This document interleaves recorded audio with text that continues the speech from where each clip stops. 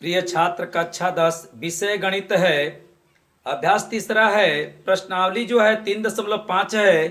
प्रश्न संख्या 2 में यह दूसरा प्रश्न है। ठीक है, तो देखिए इस प्रश्न को पढ़ रहे हैं और जैसे इसके ऊपर वाला प्रश्न पढ़े थे, लेकिन उसमें ए और बी का मान पता करना था। ए और बी का मान पता कर करके अपरिमित अनेक हल के लिए, लेकिन यहाँ पर देखिए वैसे ही है, लेकिन यहाँ पर के का मान ज्ञात करना है।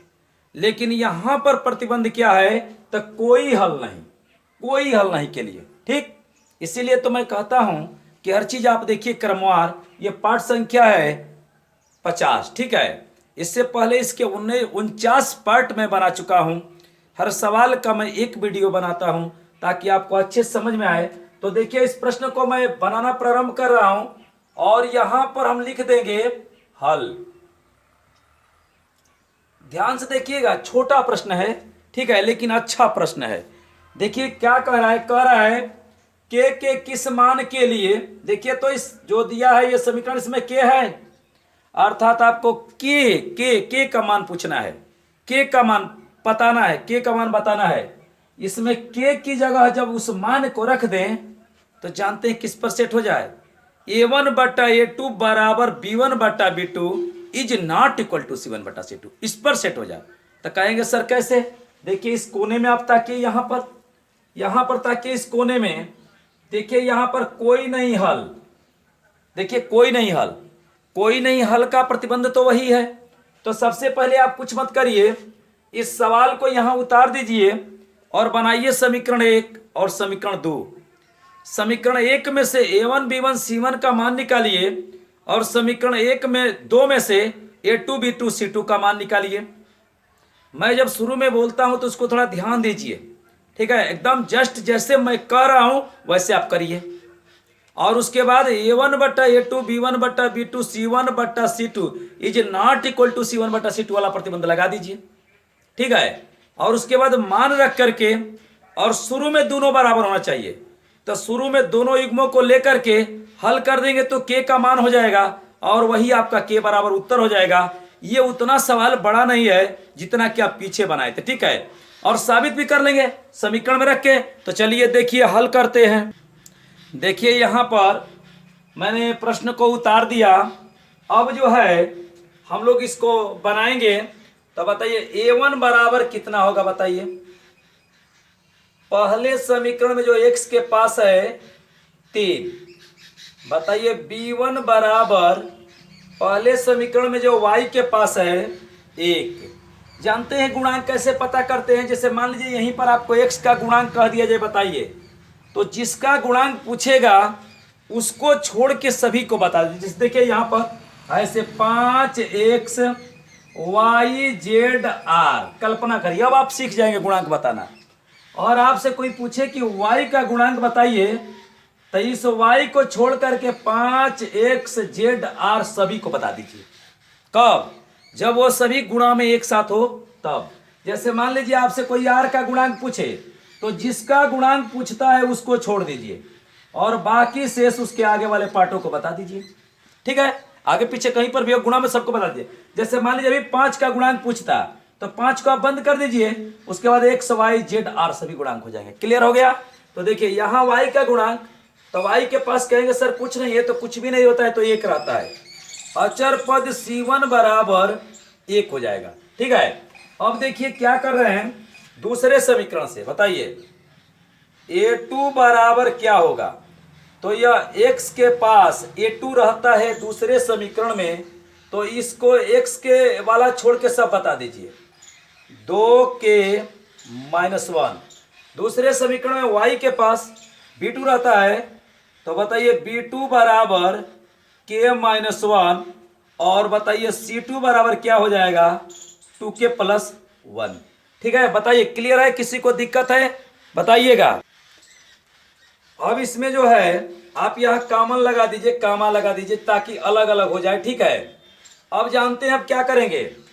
कोई नहीं हल का प्रतिबंध आप लगाएंगे। ठीक है, तो मैं लगा रहा हूं, देखिएगा a1/a2 बराबर b1/b2 बराबर c1/c2। देखिए ये अनेक हल का है, लेकिन हमें कोई हल नहीं है, तो यहां पर मैं काट दे रहा हूं। ठीक है, अब क्या करेंगे बताइए। A1 के जगह पर मैं क्या रख दूं, आप बताइए क्या रख दें। तो 3, बताइए A2 के जगह पर 2K और -1 बराबर, बताइए B1 के पास 1 यहां पर निकाले हैं, ठीक है ना, रख लिए हैं। B2 बराबर K-1 is not equal to, बताइए C1 है तो C1 के क्या है, 1 है, और यह C2 बराबर 2K + 1 है। ठीक है, मैंने रख दिया। अब देखिए थोड़ा ध्यान से देखिएगा। अब देखिए यहां से, देखिए हमारे कहने का मतलब यह है कि अगर यह बराबर हो जाए प्रश्न में ये, और ये बराबर हो जाए, लेकिन ये लास्ट वाला बराबर नहीं रहे, तो कोई हल नहीं हो जाएगा ना, कोई हल नहीं है इसका हो जाएगा। तो जानते हैं क्या करेंगे, यहां से इन शुरू वाला दोनों जो बराबर है इसको ले लीजिए, इसे छोड़ दीजिए, इससे कोई मतलब नहीं है, क्योंकि कोई नहीं हल का प्रतिबंध है कि ये शुरू वाला बराबर हो जाए। ठीक, तो ये शुरू वाला जो है A1/A2 B1/B2, इन दोनों को एक साथ लेकर के हम K का मान निकालेंगे। ठीक है, और उसी K के मान को जब इस समीकरण में रखेंगे तो ये दोनों बराबर होगा, लेकिन ये लास्ट वाला बराबर नहीं होगा। ठीक है, तो देखिए मैं यहां से कर रहा हूं, इसका गुणा करिए, चलिए 3 लिख दे रहे हैं, K-1 बराबर 1, ये हो जाएगा 2K-1। देखिए जिस तरह से पीछे वाला मैं सवाल बनाया हूं, जस्ट वैसे ही मैं बना रहा हूं। थोड़ा सा उसमें ये भी का मान ज्ञात करना था, इसलिए हमें समीकरण बनाना पड़ा। ठीक है, और उसको भी हल करना पड़ा। देखिए यहां पर 3K -3, ये हो जाएगा 2K-1।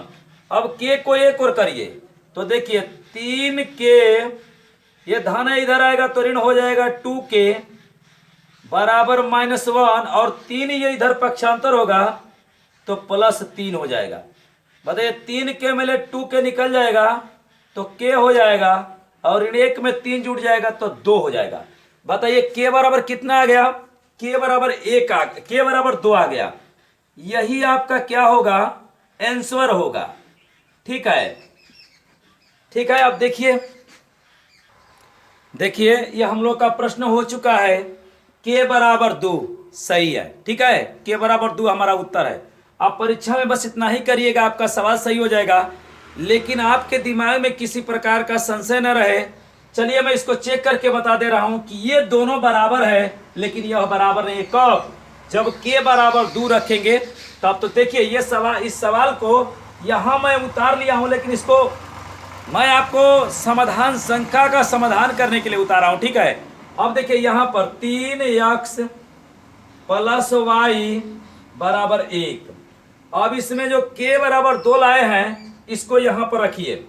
जैसे देखिए K बराबर 2, तो 2 दूना के 4, 4 में से 1 गया, 3x होगा ना। यहां पर 2 रखेंगे तो 2 में 2 का गुणा करेंगे 4 हो जाएगा, 4 में से 1 घटेगा 3 हो जाएगा। अब प्लस यह देखिए K के जगह पर 2 रख दीजिए, इस K वाले समीकरण में रखेंगे, दूसरे में, पहले से कोई मतलब नहीं है, पहले में कैसे रखेंगे बताइए, उसमें जब K नहीं है तो कैसे रखेंगे। अब यहां पर K बराबर 2 रखिए तो यह 1 हो जाएगा, तो y और बराबर 2 दूना के 4, देखिए 2 दूना के 4 1 5। अब ठीक है, आपका क्लियर हो गया। अब इसको रखिए, देखिए ये A1 है, ये A2 है, तो 3/3 मैंने A1/A2 लिख दिया बराबर, देखिए इसके आगे 1 है, इसके आगे 1 है, B1 1 है, B2 भी 1 है, तो 1/1 बराबर, देखिए C1 और C2 है 1/5।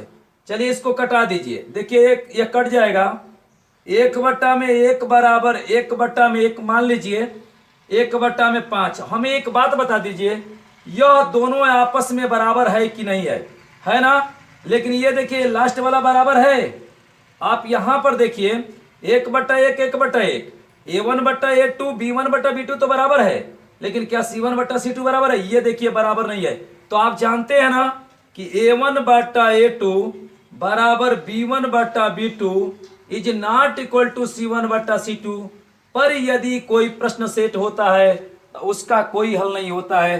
तो इस प्रकार से हमारा के बराबर 2 होगा, जो इस सवाल में हम रखेंगे तो इस प्रतिबंध के नियम का पालन करेगा। लेकिन ये रफ कार्य है, ठीक है, ये रफ कार्य है, आपको इस परीक्षा में नहीं बताना है, लेकिन उसको आप अलग से चेक करेंगे। देखिए परीक्षा जो है बहुत ही आपके प्रतिभाओं का आकलन वाला समय होता है, और 1 नंबर भी कम जो अगर हो जाएगा तो वहाँ जिंदगी की बात होती है। इसलिए आप जो भी कदम रखें अच्छे तरीके से रखें। तो इस तरह से ये मैंने चेक करके दिखा दिया, लेकिन इसका कोई महत्व नहीं है। आप यही याद करिएगा कि के बराबर 2 होगा। सबसे पहले A1 B1 C1 A2 B2 C2 का मान निकलेगा। A1 बटे A2 B1 बटे B2 C1 बटा C2 पर रख दीजिएगा, और शुरू में का दोनों का तिर्यक गुणा करके के का मान निकाल लीजिएगा। नेक्स्ट अगले वीडियो में